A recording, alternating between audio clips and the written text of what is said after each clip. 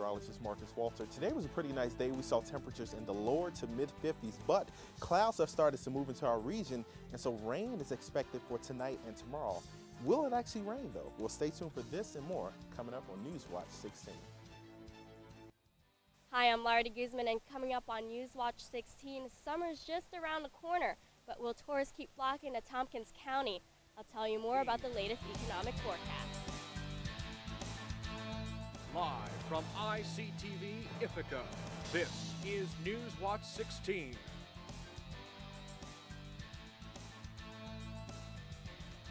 The decline in the economy has also meant lower numbers for the tourism industry, and that story is first on 16 tonight. Good evening, I'm Nick Karski. And I'm Alice Pack. 16's Lara Guzman joins us live in the newsroom for more on the story. Lara? Thanks, Alice. Fewer and fewer tourists will be traveling less this year, obviously due to the recession.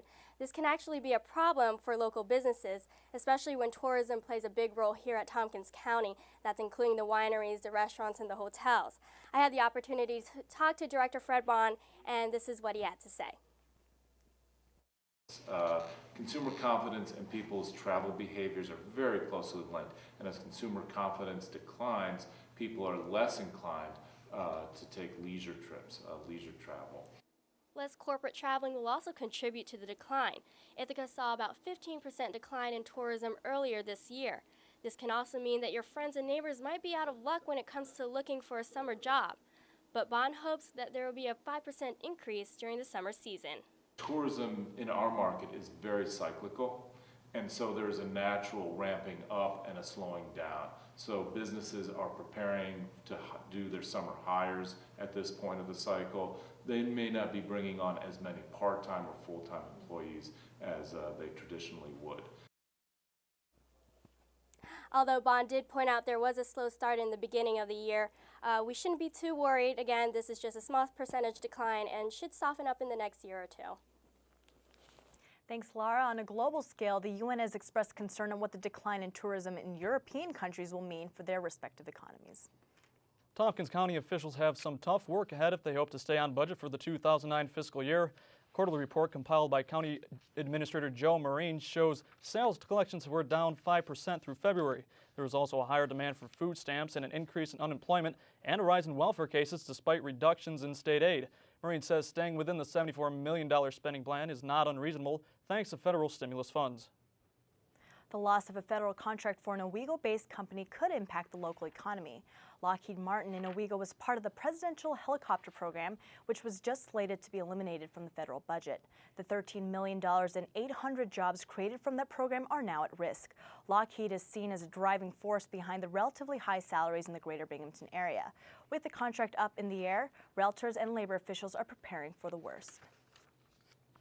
Increasing layoffs in Tompkins County continue. 24 employees of Stork Heating and Electric were let off last week. Stork is an independent manufacturer of rotating and stationary blading for steam and gas turbines, compressors, and hot gas expanders. The 9-year-old company has less than 200 employees remaining after the cuts. Most of the cuts were based in Ithaca and Owego, and the company has not resorted to layoffs until very recently. Even with the cuts, Ithaca's unemployment is looking better than the rates for the state and the nation. A Genoan man turned himself into Cayuga County Police yesterday in connection with a robbery and assault. 21-year-old Kenneth Kemp was the 4th suspect arrested by detectives in connection with the crime. Kemp and 3 others allegedly took a 17-year-old victim to a campsite along Venice Road and stole his wallet after assaulting him. Sheriff's deputies say the motive for the assault appears to be a disagreement over a drug transaction. Kemp was arraigned in the town of Genoa court and sent to county jail on $10,000 cash bail and $20,000 bond. The Tompkins County Public Library Board of Trustees has announced their plan for selecting its next library director. To fill the position vacated by Janet Steiner last fall, a library director search committee has been created. President Hank DeLea will chair the committee and work with the Tompkins County's personnel office to make the right choice. The Board of Trustees will make the final determination, and we hope to have a new director in place at the time that Janet Steiner retires in September. DeLea encourages members of the library community to meet with the finalists before the decision is made. Tompkins County may be the next county to ban text messaging while driving. Legislator Nathan Shinagawa is drafting a resolution for the issue at next Monday's Public Safety Committee meeting. Shinagawa says the county will go a step beyond other counties that currently have a ban on text messaging. His resolution also includes a ban on web surfing and downloading while driving. Ithaca College's efforts to raise the final funds needed to build a new athletics and event center have received quite the boost. The college received a $4 million gift from Atlantic Philanthropies. Ithaca College originally intended to start building this spring, but halted plans with the bad economy. The $4 million gift brings the college within $3 million of its budgeting goal. The college will move forward with the project as planned if they can raise $3 million more by the end of May. The 130,000 square foot facility will contain an outdoor stadium, 6 tennis courts, and an aquatics pavilion. As of Friday, Cortland will no longer have a AAA travel and insurance center. The center at Clinton Street will join together with the Ithaca branch, and all 5 employees will move into the Ithaca office. The decision to merge the 2 centers is part of a corporate restructuring plan implemented last month to maximize efficiency. Emergency roadside assistance will remain in Cortland. And Cornell University is giving China back a precious but unusual gift. A collection of more than 2,000 species of native Chinese fungi is finally ready to make its way home. During the 1920s, Cornell graduate Xu Chun-Tung spent a decade traveling through China, collecting a variety of fungi. During World War II, Tung shipped the specimens safely to Cornell, where they have stayed for nearly 70 years. Yesterday, a delegation of Chinese government officials visited the campus to begin the process of shipping the fungi back to their native homeland.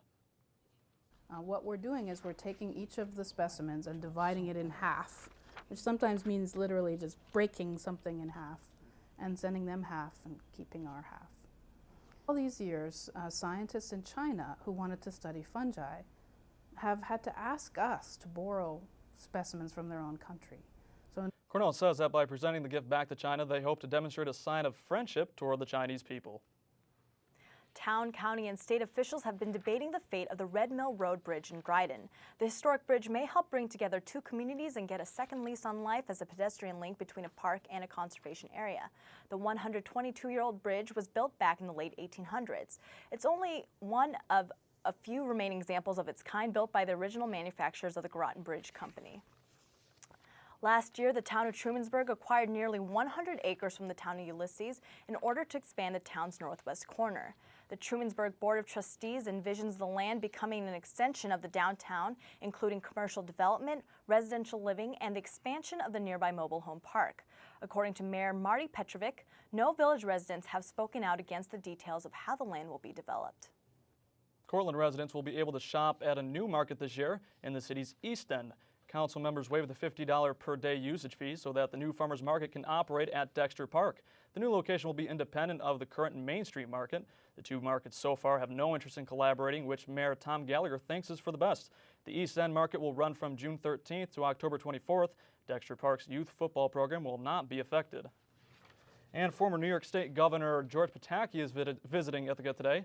Pataki gave a free talk today at Cornell University on the economy and the potential of green energy sources. His visit to Cornell is sponsored by the Cornell College Republicans. The lecture began at 5:30 and was held at Bailey Hall at Cornell. Pataki was New York's 53rd governor and served from 1995 through 2006. After the break, Marcus Walter will join us live in the studio for your full weather forecast. But first, let's look at today on Wall Street.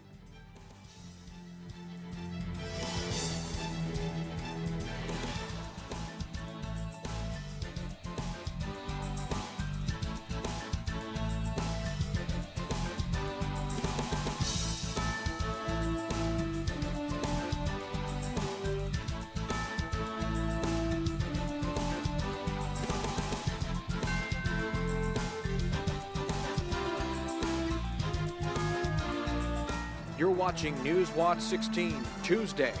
Thank you for making NewsWatch 16 your choice for news.